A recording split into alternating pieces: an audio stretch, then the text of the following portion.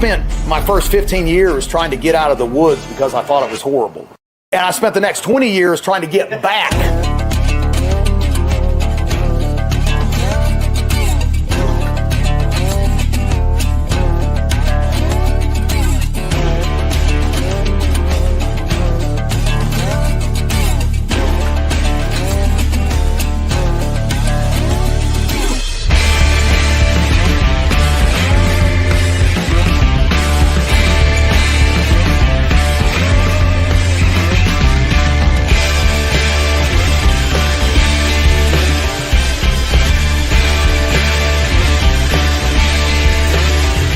The truth of the matter is we need to be well-rounded individuals like our forefathers were.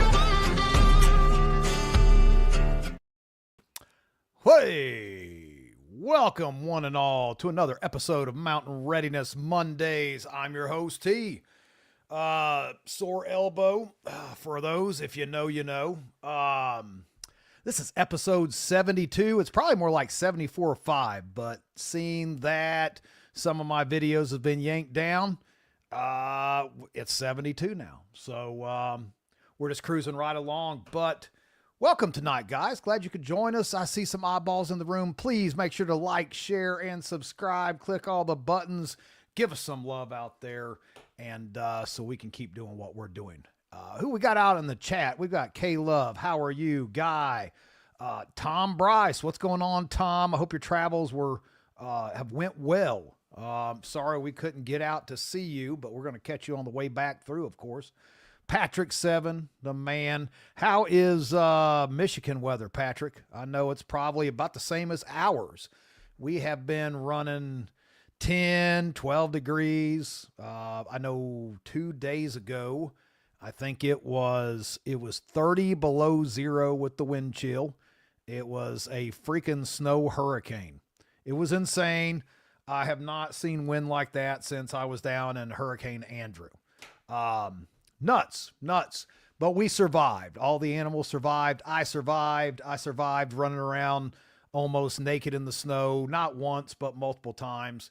And here we are, still kicking, y'all. But thanks for being a part of what we're doing tonight. What do we have on the agenda? First and foremost, this episode is brought to you by Soil Saviors. If you haven't noticed the craziness that's been getting rained down upon us, and I'm not going to get into it because I can't talk about exact explicits about stuff that comes down out of the sky, but I will tell you that there is funky stuff going on in the world. I'm talking to people in Montana and it's like 50, 60 degrees. They ain't got no snow in certain parts. We're getting hammered left and right. For some reason, the skies are just a big old milky, cloudy mess. All this snow and stuff around us just stinks. I don't know what it is. There's funky stuff in there. If you didn't catch our partners and my friend Billy Bond over on Permapastures Farm earlier, check that episode out. He had Doc Will on there and, of course, his son William. And they were talking about some testing that they did on the snow and the ice in all the different corners of the United States. And nasty. That's all I'm going to say. Disgusting. The stuff that they found in the snow that they tested. Call it what you want. I'm going to call it hosing us down like cockroaches. That's what I'm going to call it. But on top of all that, it's been cold.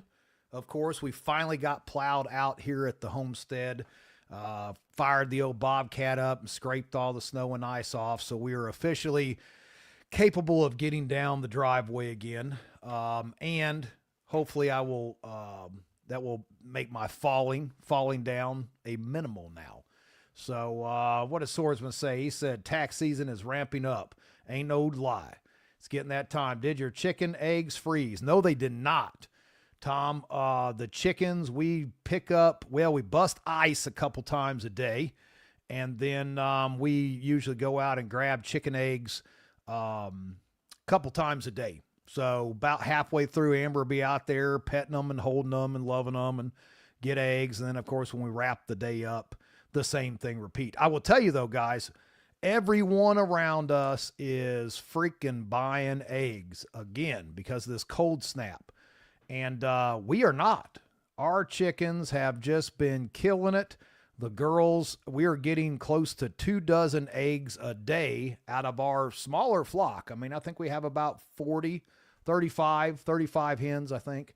And just been phenomenal how many eggs we've been getting out of these girls. And I'll tell you, there is something to it that Amber has been doing. If you guys have some chickens, you guys got some backyard chickens, oatmeal with all the fixings every morning. She makes them a thing of oatmeal when it's cold out like this, puts in crushed red pepper, basil, thyme, all the herbs. And these hens are healthy as a horse, and they are kicking out eggs like a vending machine. I mean, it is amazing. So if you want to get the recipe to make your chickens lay even in these ridiculously cold spots, hit up Amber either via Messenger or Rustic Roots Heritage Homestead on Facebook. She will give you the magic recipe. They've been doing great, guys. They've been doing, and they love it. It's healthy for them, helps with parasite loads, cleans them all up. And Mr. Matt King, he says, I haven't had to buy a single egg in months and months. Good for you, bro. That's what I like to hear. That makes it all the more worth it. Now those eggs are only costing you like $5 a piece after you've done with all the fixings, fancy houses and waters and toys and coats and hats. I do have Viking hats crocheted for my turkeys. I'm not going to lie. Video to come. I'll show you guys what that thing looks like. But what else do we have? Mountain Readiness May. Mountain Readiness May coming up to you May 1st, 2nd, and 3rd. We've got, I still have not got everybody loaded on the website. The lovely Jax Janega is going to be back with us. She'll be joining us doing classes. Kevin Estella is going to be with us for a day. It's going to be a phenomenal time. We have not one, but two bands that will be playing this May. Friday night will be the awesome Anthony Bonnet from Texas, part of the Mountain Readiness crew. And then Saturday night will be the Clicker Licker band that was with us for this last event. Awesome band. We had a great time. You guys are going to enjoy them. If you have not been with us, you've not heard these bands, they are awesome. So I've got both those guys out there, but get your tickets and grab your spot, get your camping. If you're looking for a camping spot on site, we don't handle it no more. We turned it over to Casey with the Campground. If you scroll down to the bottom of each event that you clicked on, it says for camping, click here. It gives you his phone number. Call the man, reserve your spot, and get squared away, because it's definitely going to be worth your time to come join us. We're processing chickens. We're processing a sheep. We've got actually be a ram. We've got a ram that Billy and William we're gonna hands-on sheep processing. Then we're gonna cook all this stuff up and eat it. What else do we have? Mountain Readiness West, of course, in July.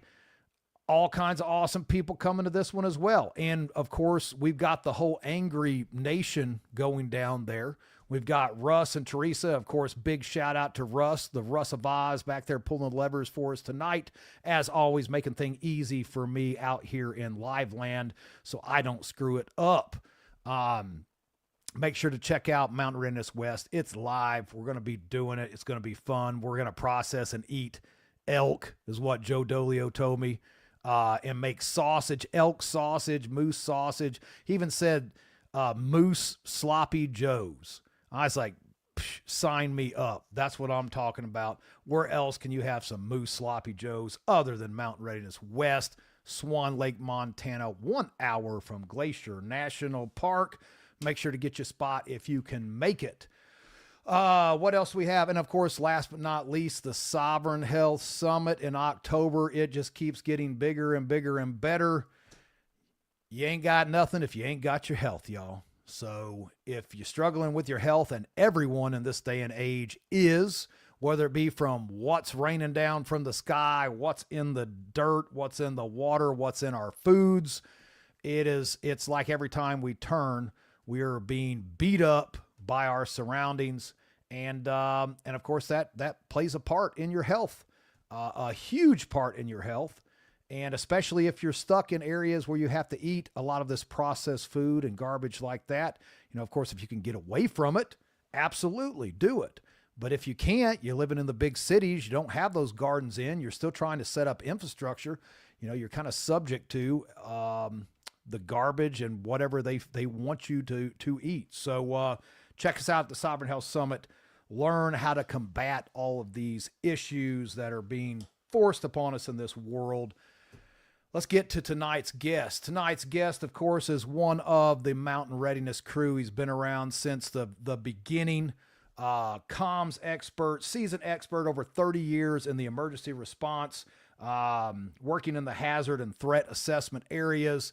When it comes to commo, it does, of course, all of our ham radio testing at Mountain Readiness. And now the author of not one, but 2 books. I don't know where you guys are finding all this time. You guys are writing books fast. I don't read that fast, guys. I really don't. I'm not that smart. It takes me months to get through one book. You guys are pumping out books faster than I can read them. So without further ado, let's bring out our guest tonight, Mr. Nick Meacher. Hi. What's going on, man? Oh, it's going on. And actually, I won't say soon because I'm not sure how long it's going to take me to do the 3rd book, but it's been started. Good grief, Nick. Hey, look, the first one took me 7 years. Well, it was 7 years. It was 7 years. Right. Yeah. So you. Yeah, go ahead. You've got the Meadow protocol, and then the Bush is the second one.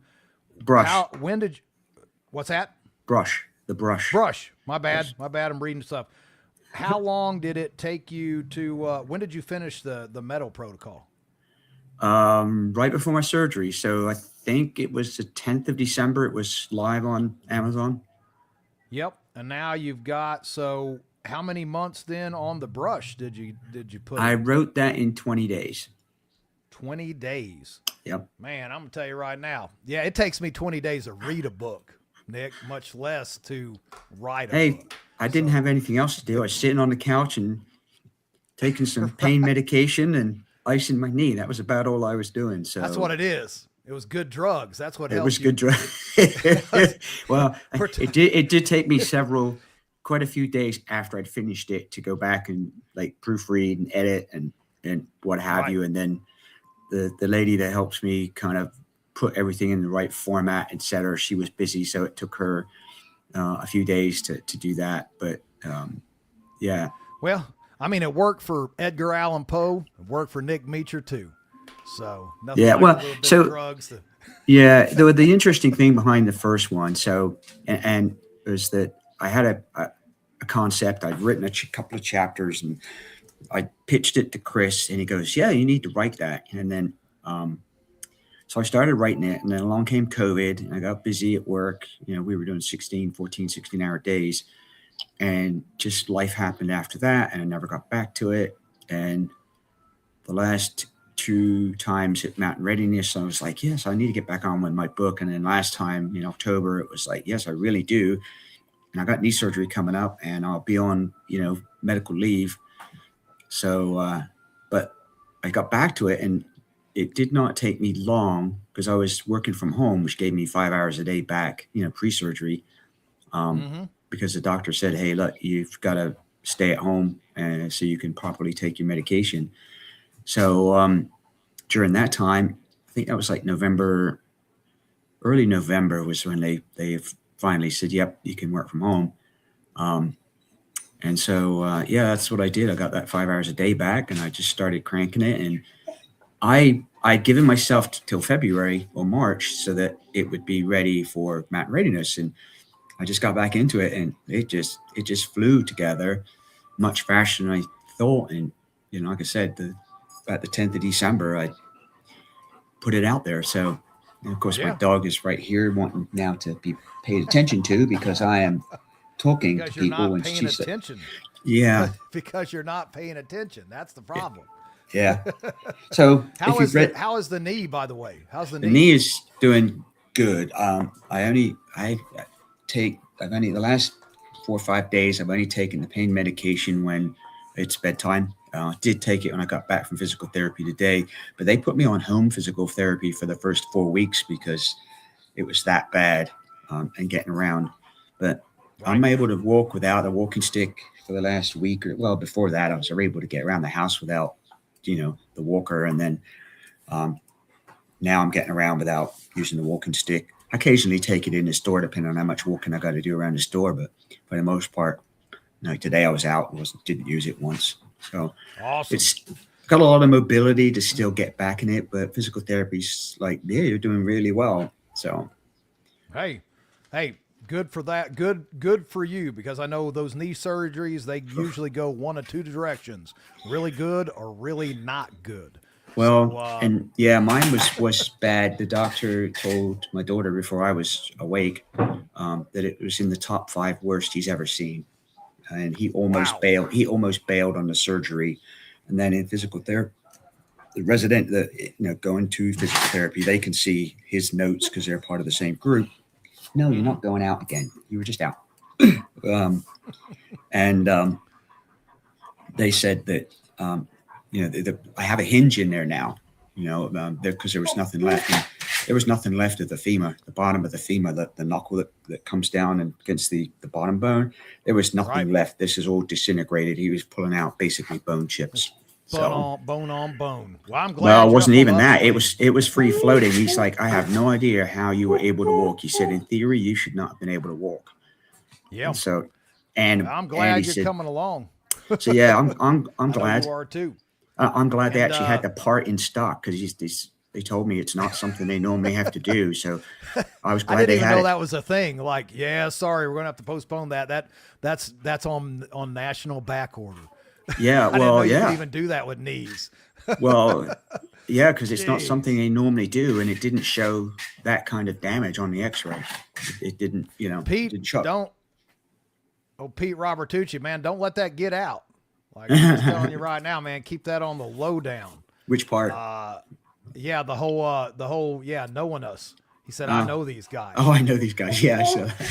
Yeah, keep that on the lowdown. My lovely wife, there's who you contact if you want that blend for your backyard chickens.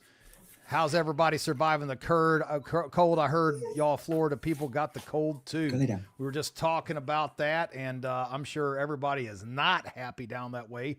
And Nick, you were just talking about that. Before we get into it, guys, if you have a question for Nick, hashtag Nick. And remember, this is the preparedness guy. He does this is his job. This is what he's been doing for the past 30 years. So if you have a question, it's hashtag Nick. And we're going to do a giveaway later tonight of a book. If you already have book 1, then he'll send you book 2. So what's up for dibs is book 1. And if you already have book 1, you get book 2. So did I get that right, Nick? Yep, exactly. Lovely. It'll be a few weeks before I get book 2 in, because you know how it is when you publish it and you order some yourself, it takes like forever. But yeah, exactly. No, there's no doubt. Who is that? This is Mel. What in the world? Where does this new name come from? What is this? I didn't even know this was Mel. And what is it? Yeah, Pete. Yeah. All right. I'm going to take a few seconds to let the dog out. Let him out. We'll go through some stuff here. What is this? What's going on, Mr. King? It's like trucking. Yeah, NBO parts. Freaking knees are on national back order, man. I cannot believe that. How y'all doing out there in Florida? I know we were just talking to Nick about this, but all you Florida people down there, how's things in the orange state? You guys freezing down there? You making it through? You got all your preps in order? Throw us something in the comments there. So, and everybody's already putting the hashtag fortune, of course, for that free book when we do our drawing. So hashtag Nick for a question, hashtag fortune to be put into the drawing tonight. And we'll do that here a little bit later today. So let's see here. Mr. Swordsman 007, he says, Nick, can we buy your books from you directly? Yeah, they're on my website. The paperback's on my website. I've got some hardcovers coming in, which should be here in the next couple of days. And as soon as I get those, I'll do it tomorrow. If I have them or not, I'll put those up on the website as well. But yeah, they're on my website.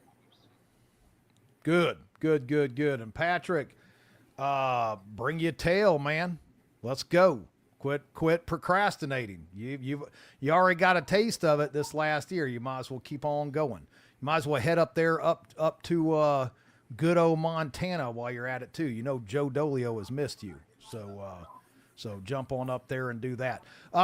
Nick, I think everybody here already knows you that's in the chat tonight, but give the brief rundown about what you do, where you came from, and then let's talk about these 2 books a little bit. Let's see, where did I come from? Well, sometimes you'll hear in my accent, but I'm originally from England. Started my career in law enforcement, but before that, as a volunteer with a water rescue group. So I have had some experience early on with the old life-saving kind of thing. 7 years in law enforcement in London until I came over here, and then got into the medical field, EMT, paramedic, did a lot of classes, taught a lot of stuff. Lived in Alaska for 2 stints where I actually designed and developed and taught wilderness, first aid, and survival kind of combined class. Where did I go from there? Now I got into emergency management. So Right. That's and where I emergency went. management. Is this 30 years then total? You've been doing the emergency management? Well, 30 years between the start of career in law enforcement. So between law enforcement, paramedic, emergency management, 30 some years of, actually probably more than that now, because it's my birthday later this month. So I'll be 60 happy something. early birthday. 60 something. Don't look a day over 80, Nick. You're doing great. Well, hey, look, my barber had surgery, so this is like way longer than it's ever been. You know how short I keep my hair. I actually was on the floor playing with one of my turkeys earlier this week, and Amber took a picture of me, and I did not realize how much gray was up there on the top. You don't look at the top of your head. No, but mine's I said, oh, snap. That was brutal. That was a brutal awakening. There's no, it's all my age. It's all. Matt King, thanks for letting us know that. But yeah, guys, let me throw that back up there real quick. That's my dog Bonnie. If you haven't checked out the picture, he's got to go let his dog in. Speaking of dogs, a bunch of dog lovers in here in the house.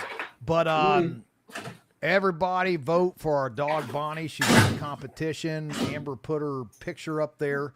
She's our Great Pyrenees Shepherd mix, one of our dogs here on the homestead that takes care of all the livestock, the guardian livestock dogs. So get on Facebook and vote for her because we want her to win because she's an awesome puppy. So there we have it. Thanks for reminding that. You did Swiftwater Rescue. I didn't know that about you, Nick. Actually, it was not Swiftwater. It's although I did do Swiftwater training as a medic, but that was just part of the classes. Okay, so you're talking about like the diving. Well, I used to do diving. I did diving as a hobby in my teens. Right on. So yeah, so water rescue was just in. It was the ocean, English, south coast of England, beaches. Wow.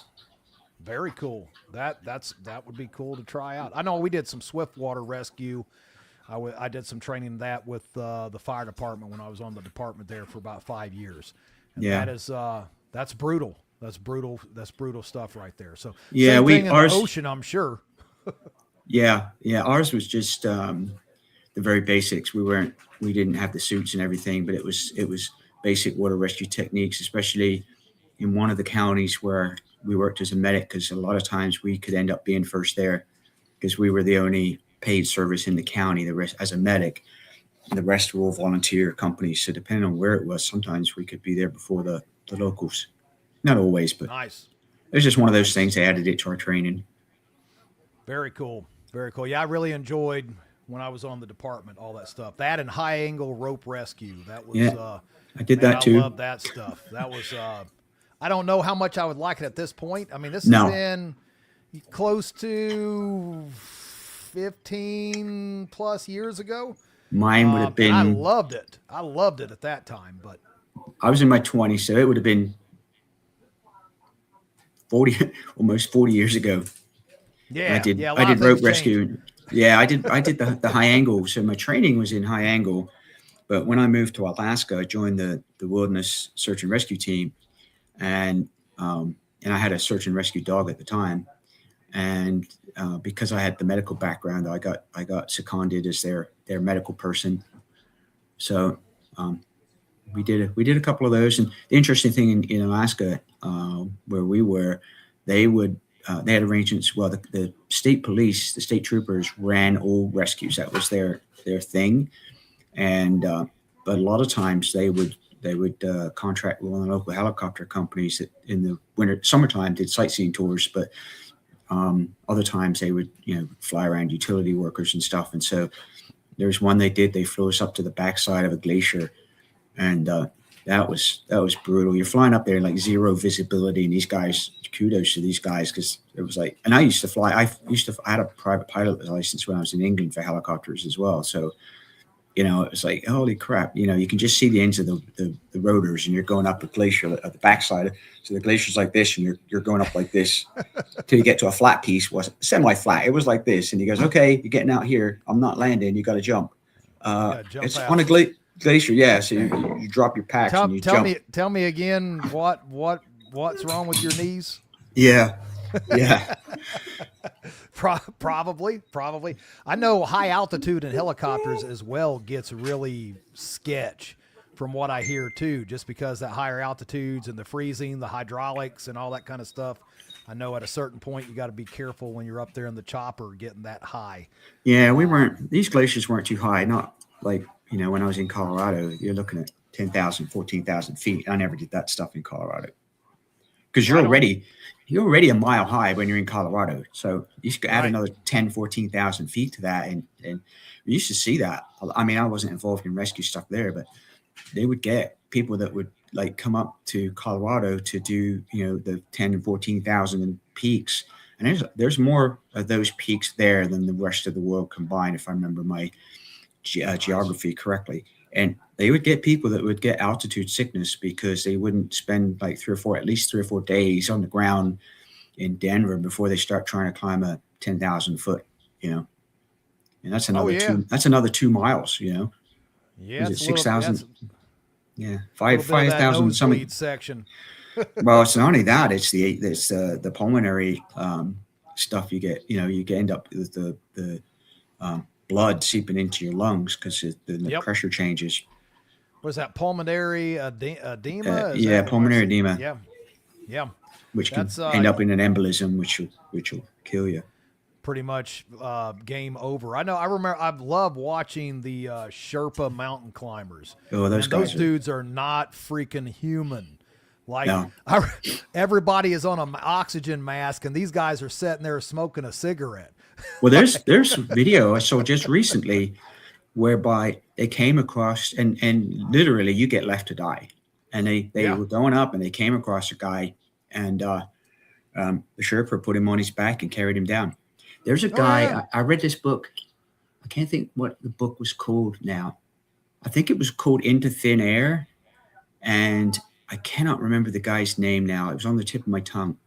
But he got left for dead like 3 times. People came by, checked him out, and helped him get down a little further, and he couldn't get any further. And in his end, his wife paid a stupid amount of money for them to fly a helicopter up. It was past the limits of the helicopter. Helicopter gets there, and he refuses to go because there's another guy there that's in worse shape. So he makes the pilot take this guy, and then the pilot goes back up and gets him. I want to say his name was Buck something or other. But it's called. He ended up losing parts of his arms or something. He ended up losing the front of his fingers, tips of several fingers, and part of his nose. John Krakauer, Into Thin Air. That's the guy that wrote it. In the Thin Air. I'm about to check that out. I've not read that, but I would tell you, those guys are the closest thing to superhuman that there is. Like, just the amount of load that they carry on their backs is incredible. I mean, 3 times their own body weight, these dudes backing around. Yeah. So yeah, very that was cool. that was a book that I read, and the other one was John Shackleton. Was it John Shackleton?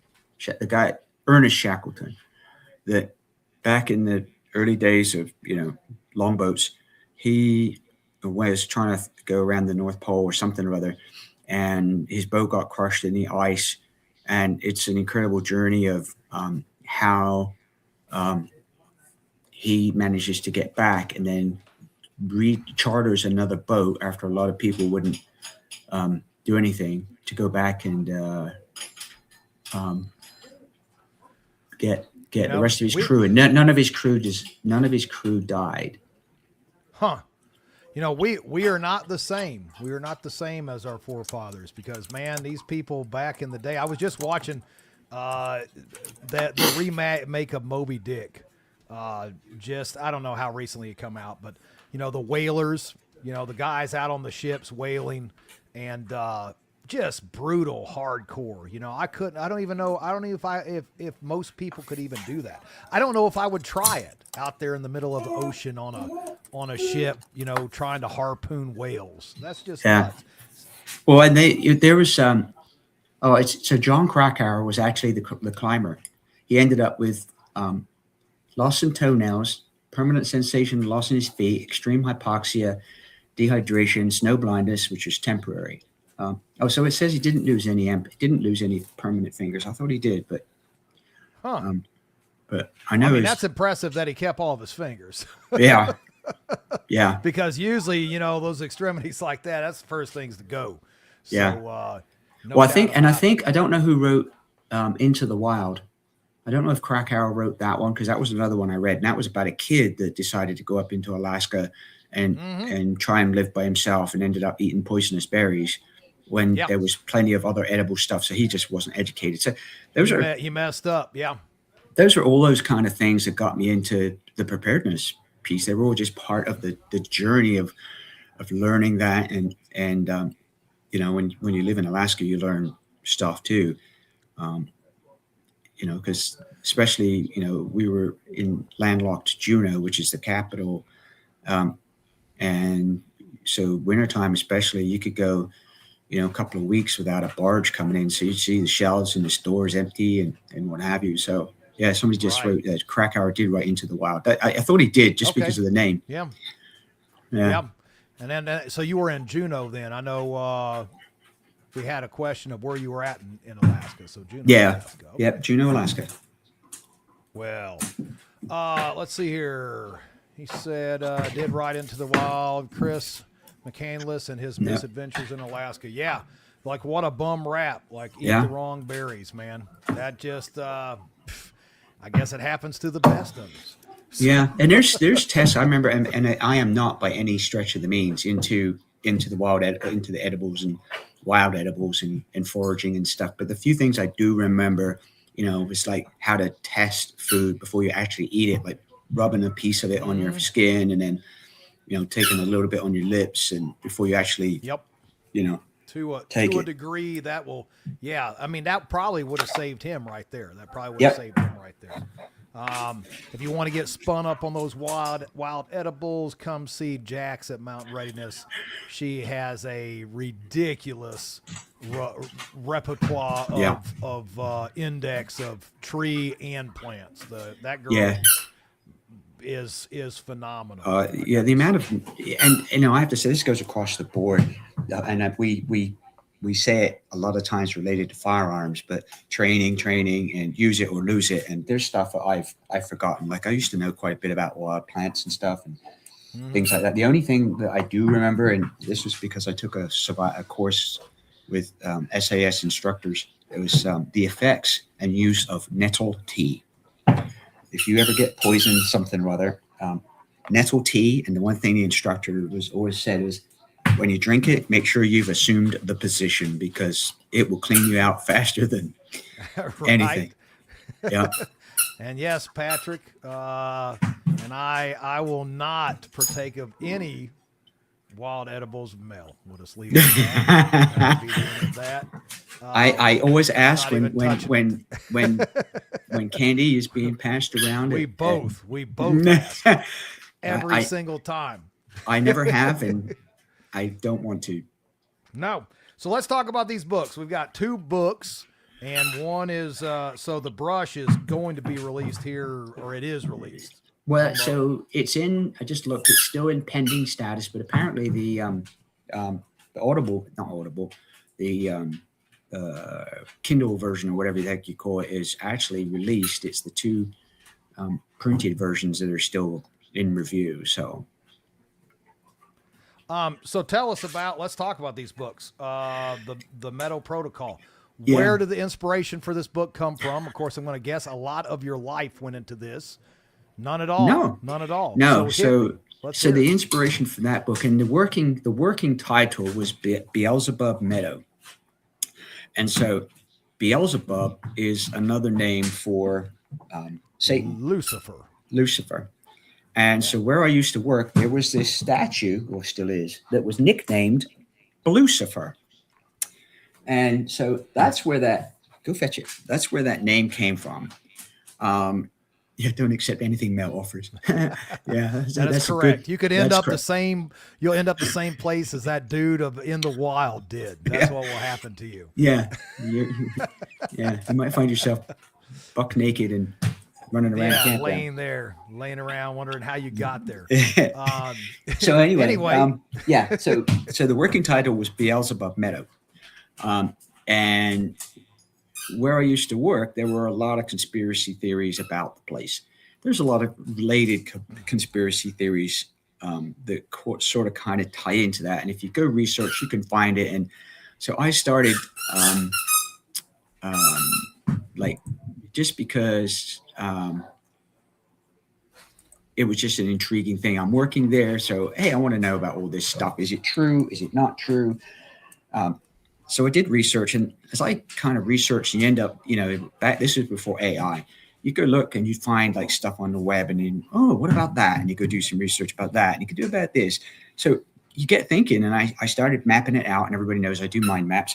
And I started mapping this stuff out. And sorry, I got to play catch with the dog, otherwise it's going to be crazy here. It's the only thing that keeps him entertained. We'll go fetch it.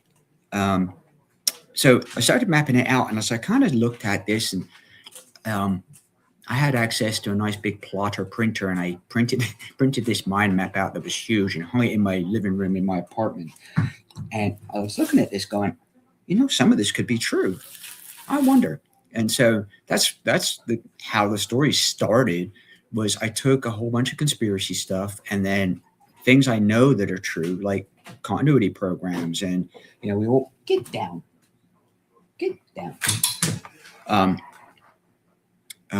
Things that are true, and then if Annie Jacobson's book Nuclear War, somebody referenced me that several months ago, which kind of fed into the book as well, because that's factual. So a lot of that, I put that stuff together and looked at that and went, hey, this there could be something to this. So that's what I did. I made sure that everything that I put about places, it can be found on the internet, so that I would not get into trouble for accidentally revealing things that I may or may not know that you couldn't find on the internet. And so that's how that started. I weaved a bunch of stuff together. My biggest question that I asked, Chris about and early on was, how do you come up with characters? And he goes, people you know. And I went, So back 7 years ago when I was writing this book, some people at work were writing it, and we were joking around about some stuff. I was like, yeah, I'm writing this book. And like, I want to be in your book. So most of the people that are in the first book are people that I knew back in Colorado. Names are changed to protect the innocent or guilty, as whatever the case may be. Is there anyone that we know that's in the book? Oh, that's a good question. Yes. Yes. There is. Okay. All right. In the first book, there is In towards. the first book. Yes, I can't remember where the character appears, and I'm not going to say if it's male or female. Yeah. No, I mean this but is there the is. suspense part. So Yeah, there everybody, is. when we read this, we got to figure out who it is that Nick has put in this book and wrote into this book. So the second book. So the first one is basically we've got conspiracy theories that pretty much play out. Is that correct? Yeah. So it goes into, and it starts with a known place. And I think at some point that place is mentioned, but not early on. But if you know any history about continuity programs, it's well known. So a known place. So I tried my best not to fix dates in there. But if you know that one, you can fix the date. But then after that, it gets vague. But that's how it opens, with a known continuity site. And then it moves to another location that back around that same time frame. And this is how things started like mapping for me, because I knew that date, right, when a certain place came into the press and came into public view, and I knew that date. And then around that same time is when the place that I used to work at was being constructed, and which kind of ties into conspiracy theory. Well, why is it delayed several more years when it was supposed to be open? Why are they delaying it? And these excuses that they were using just didn't make sense. And there's these weird statues and weird paintings there, and inferring things and what have you. So that's how that started. And Okay. there's technology that was hinted at being around at the time, which if you know how to go search patents, you can find it. There were maps that people drew that said, hey, this is this secret place. And if you look at it and know how to orient it to the prime location, you realize that, hang on a second, the symbol that's north is actually reversed. It's like somebody did a mirror of it. Right. And so if you flip it and rotate it, you can line it up with the location, and it plots to another location where they talk about, which again, you can actually follow a description. It tells you how to get there, and you look at it and go, well, that could be true. It might be true. And it makes sense, Right. So yeah, I took all that stuff and just kind of threw it in a pot and mixed it up. And so we've got that. We've got the conspiracy theories and everything playing out in this. Now, the second book that just come out, The Brush, is this a continuance of the first book then? yeah. So we're going right into the second. Yeah. So second it was interesting when I asked AI how to classify the first book. It classified it as a conspiracy techno theory near government conspiracy, not as a apocalyptic book. Right. Which it isn't. It doesn't start off like most other books and most other authors. The event happens if you go 1 second after, or Chris's books, or anything like that. They have all started. Catastrophe, and then it's happened. Bam. This Here's one doesn't. This one builds that whole conspiracy, lays out a group, and then towards the end of the first book, something happens. You don't know until the second book what the impacts of that are.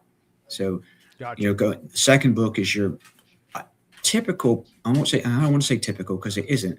It's not a complete post-apocalyptic thing. It's something. That's where the title comes from. It was basically a near miss, and so it leads more into the development of the characters at this location, which is loosely written around some people that everybody in it is people I know, and then what happens to them, how it relates to this other place. It's the government but not government place. And then it just develops that out, and the ending of that one leads you kind of like, with a couple of different cliffhangers going on, tying in some stuff and what have you. And so I've already written the prelude and the first chapter of book 3 that kind of, book 3 already on its way. Yeah, but I mean, paused. It sounds awesome. Yeah, I paused everything because as I was writing the second book, and one of the things I wanted was authenticity in it. So like when somebody gets shot, there's, well, what do they do? And so it explains the assessment the assessment process. How do you assess somebody that's been injured? How do you triage people because you got multiple people injured? And so you can only do so much within the story until it gets too technical. So there are appendices in the book that go into it in a little bit more, like intelligence gathering and things like that. But then what I ended up doing was either rewriting or writing accompanying pages. So there's QR codes or the URLs in the book, and you can go to that page on the website. So I ended up writing about 20 new pages or more. But the problem I ran into was that the back end of the website, there was an issue, and it wasn't letting me create the menu. So these web pages existed. The URL in the book is correct, but I couldn't bring them up on the menu. So, I had to get hold of the web people and do some stuff, and they fixed it. Well, actually, no, they told me how to fix it. But I ended up some troubleshooting and figured it out. And so now the menu's back. Now I realized I got 20 some plus pages. And so I did I'm still working on it. Not necessarily reorganizing, but completely, it is reorganizing. I went down some rabbit holes, finding some pages, and went, oh, I thought I wrote that one. I didn't write it. Or if I wrote it, I can't find it. It's hidden there somewhere. Right. And so let me get this straight. So your book, you've got your URLs in there that people can reference if they want to go deeper into what's going on there for, treating, triage, whatever it may be. Intelligence. You've got that available. Yeah, nice. Intelligence. Okay. So if you want to bring up some of those slides, because as we go through, so these are, and I started this web page 10 plus years ago because I was writing for a magazine, and then that ended, and it's like I started writing it as a book, and it got to the point where, hang on a second, I got to go intercept the dog. He got hold of his own remote collar. We'll look through a couple. I just seen, what was it here? Matthew said, if you write a book, T, I want to be a character in it. Oh, you be in it, bro. But the thing's going to have to be published as fiction. Like, I cannot, there it is. That's the book. It's got to be fiction. Every time I start writing a book, it ends up, I'm like, man, ain't nobody going to believe that crap. So it just, that's what it's going to be. It's going to be a fictional book that's actually real life. So, but anyway, what are we looking at here? We got fortune favors. So this is how this started originally as a map out for a book on preparedness. Is like, what are the areas? And so these are essentially the air. Get away. He's trying to get hold of his remote collar thing, and he's been chewing at it. And so these were the areas that I came up with years ago, and this is how the website was then laid out. And I still have the original text of the book. And so, I've been using AI to create some of these graphics because the mind map itself, and that's what I started doing. It's like, okay, I need to update or create a mind map to actually, for my purposes of going, what pages are where, what is stuff that's behind the Patreon wall? Because that was one of the things I realized. It's like, okay, how much of this stuff have I got on the pay side? Because that's something I wanted to make sure I had. For people, because if you run a web page, it costs a lot of money, and certainly my job doesn't pay me that much to do that. And so that was part of this whole process is enough to pay for the website stuff. So I wanted to make sure. So anyway, started this, and these ones I created today based on the master mind map. So if you want to go to the next one, threat assessment. There's a lot of stuff on threat assessment, and a lot of this got built. There's a lot of stuff there. There's a lot of stuff there.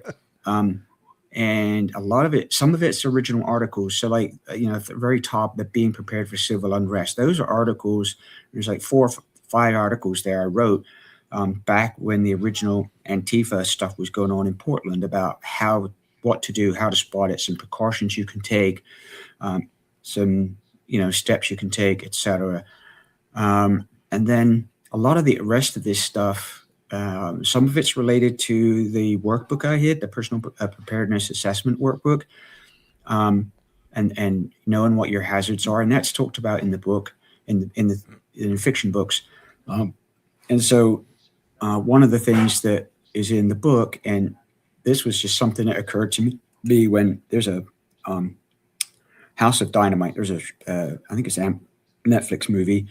Is it Netflix? I think it's Netflix out. And I saw that and went, oh yeah. So, we know, and I've had this mapped out for a while, but you know about defense condition. Everybody knows DEFCON, but there's all these other ones, and they're actually on the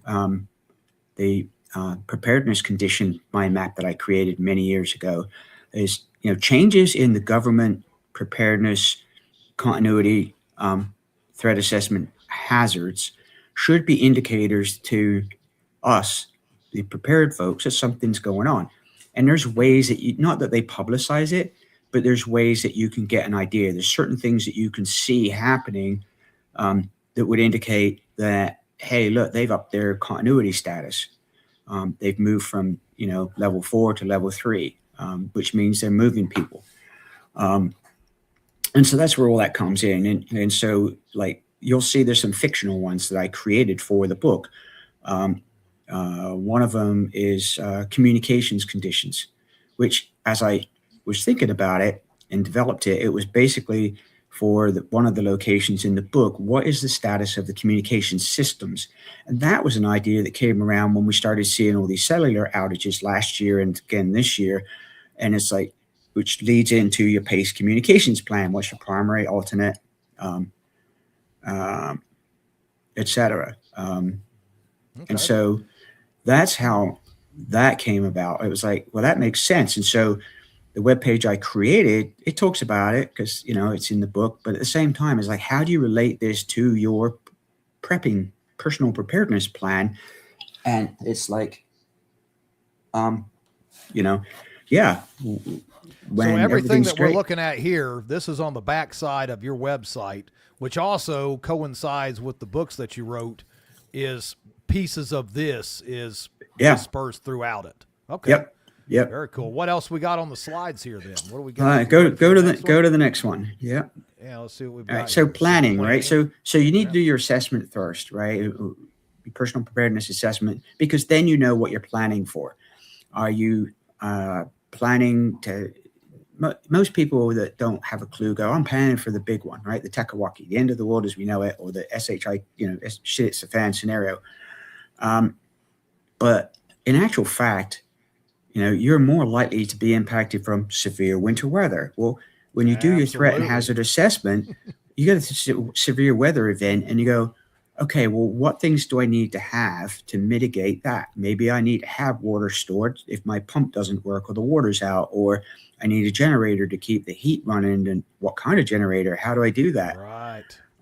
So that's where your planning part.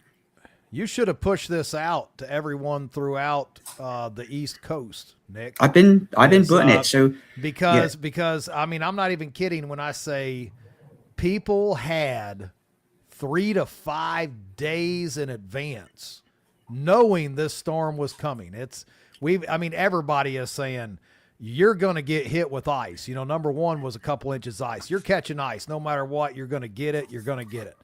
3 to 5 days. And he's going to go after the dog. 3 to 5 days, we'll just keep running. And everyone knew this was coming. And yet the day before, literally the evening before this kicked off, we're driving around and people are in line a mile long to get propane tanks filled. 3 to 5 days, they knew this was coming. Mile-long lines getting propane tanks filled, and they knew about this for up to a week. And so this is the kind of stuff that really people need to start looking at, is to make sure that they don't do that. Because, good grief, man, how do you live your life at the last second like that, nonstop? I can't do it. Well, and what amazes me is that a large portion of that area has had impacts from hurricanes, like less than 2 years ago. And so to me, that was just crazy. And, for those of us that know, a store doesn't get resupplied within 3 days, right? When you pay for it at the checkout and they scan that barcode automatically goes into their ordering system that creates an order that causes the truck at the distribution center to be loaded with that stuff, right? And it takes 3 days. But, you think about that and go, but 3 days, that means it's not going to get back into the store in 3 days. We could be in the storm and the roads are going to be bad. So add another 3 days. That's just, I'd like to say it was common sense, but apparently it's not. Well, so, I think we're lacking some. I think we've got some lacking of common sense. Is something that just is it's fleeting. It's hard to come by in this day and age because we see it all the time. I see right here in Wilkesboro, the town next to us. Once again, if these people hadn't learned from the last time, had the big clear totes, you buy at Wally World to put stuff in, storage totes, 20 gallon, 25 gallon, filling it up with gasoline in the back of her vehicle. Storage totes that you would put clothing or whatever in, filling up with gas in the SUV, so it's actually in the vehicle. You just see this over and over and over again.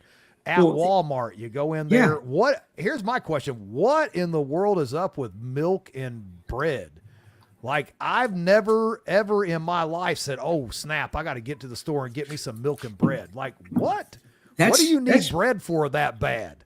Well, if the power's out, I guess making peanut butter and jelly sandwiches, the good old standby. That's like, bread was made for prisoners. Yeah. For prisoners. That's what bread is, right, people?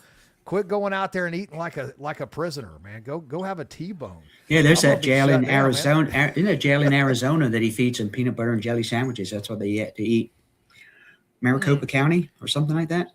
But but this is stuff that, one of the things I realized when I started this whole, I need to fix the website, that I did not map out all the extra pages that are there for, if you buy the Family Emergency Plan workbook, there's about 8 pages of stuff that again, when I created that workbook, there's QR codes and the password to take you to pages that tell you how to find it, why you need it, stuff like that. I created those web pages, but I never mapped it. So on this one, some of those ones that are in red, and the AI didn't do 100% job. This is down and dirty, me playing around just to kind of show, hey, there's this stuff out there, but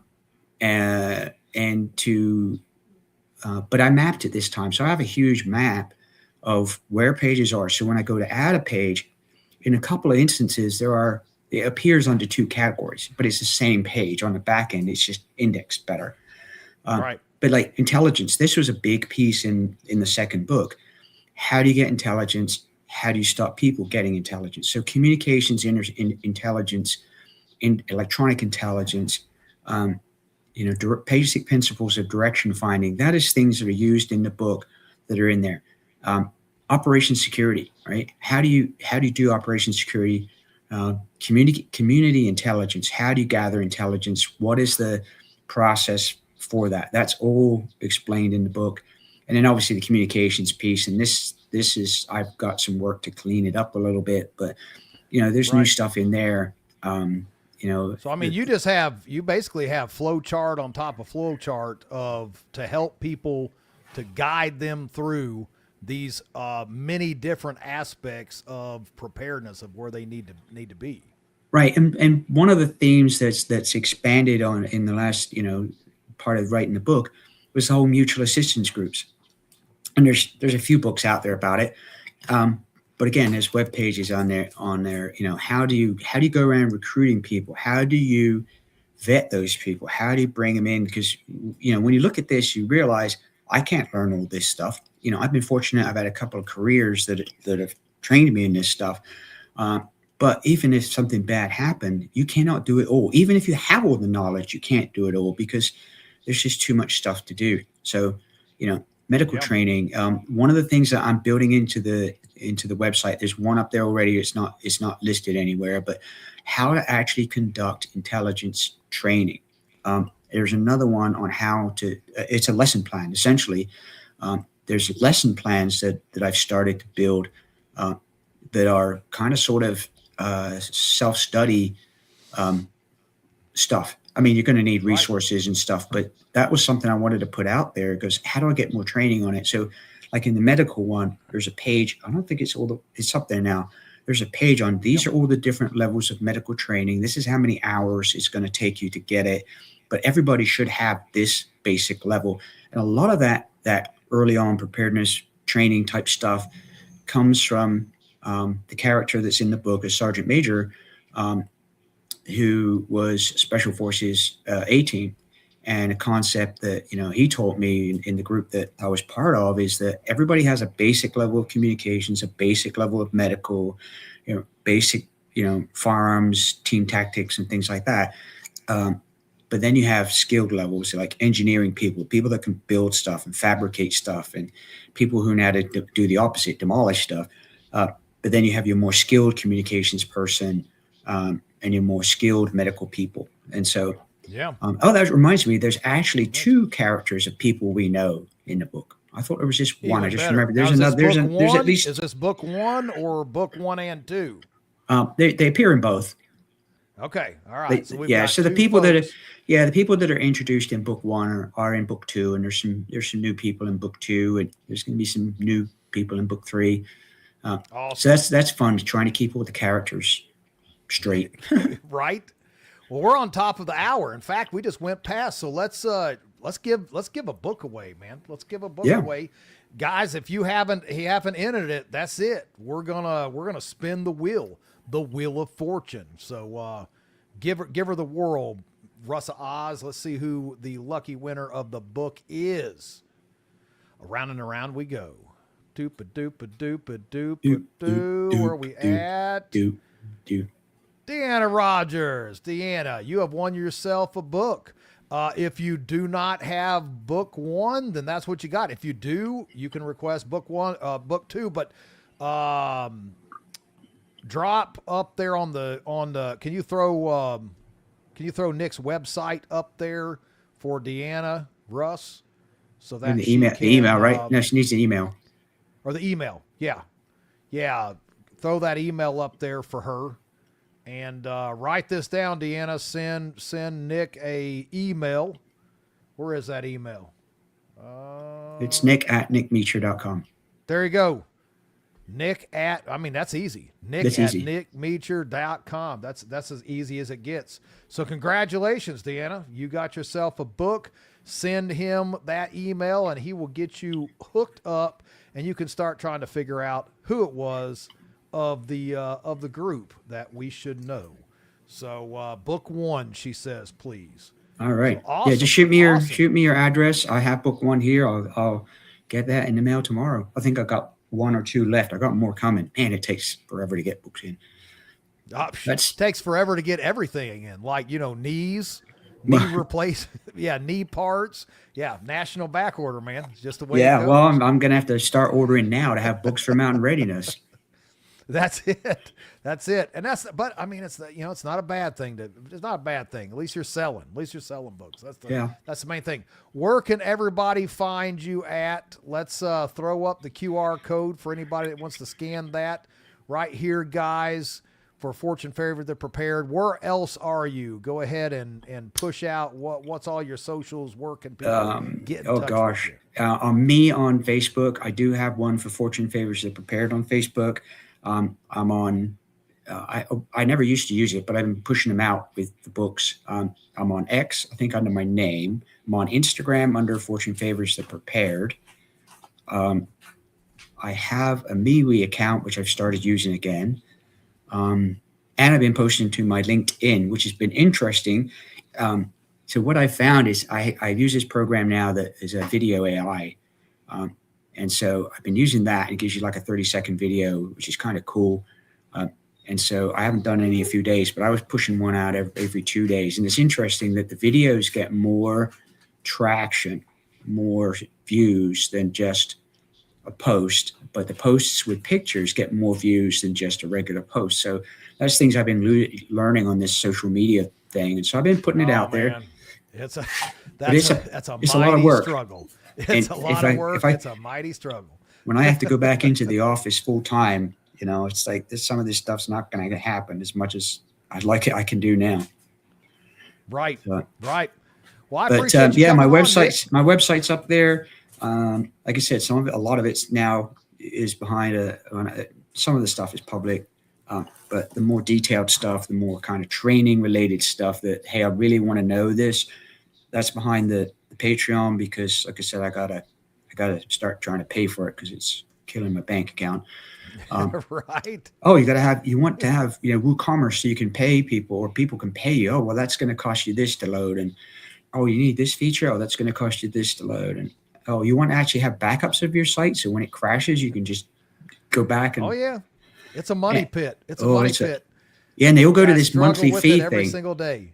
And they go to this monthly thing now. It's like this. Oh, you don't pay for it once. Oh no, we're going to come after you every 30 days Oh yeah, and pay man. more. I pay fees, so many fees, Wix fees, this fee, PayPal fees. I mean, they're just fees Oh. stacked on top of fees. So Yeah. I get it. I get it 100%. But thanks for coming on tonight, Nick. Yeah. Looking forward to checking out the books, trying to figure out who you wrote about. And it was a good time. We'll have to do it again. Maybe we should have a drawing at. Oh, somebody asked me about the patches. I saw that earlier. So I did post a decal that I made. I had one and I've got it. I'll give those away. But the new patches I just sent out today to get a quote to get them done as a decal and possibly a patch. It's just depending how much that's going to cost. Otherwise, you got to float that money so I can recruit it. So, but those are out. I don't know when they're going to get back to me with that and see what that costs. So I'll have those. But maybe Mountain Readiness will do some kind of drawing. It's like if you can guess who the two characters are that are in book one, we'll do something. Absolutely. I love it. I love it. Let's run like that, y'all. We're going to hold him to it. And you guys figure out who these people are. We'll have a giveaway. We'll do a drawing, something on raffle night on Saturday night before the band jumps up on the stage. So appreciate you, Nick. You guys stay safe and warm down there in good old Florida. And we're going to try to do the same here in North catch some iguanas. Alaska. Go catch some iguanas falling out of trees. That's been hilarious watching those videos.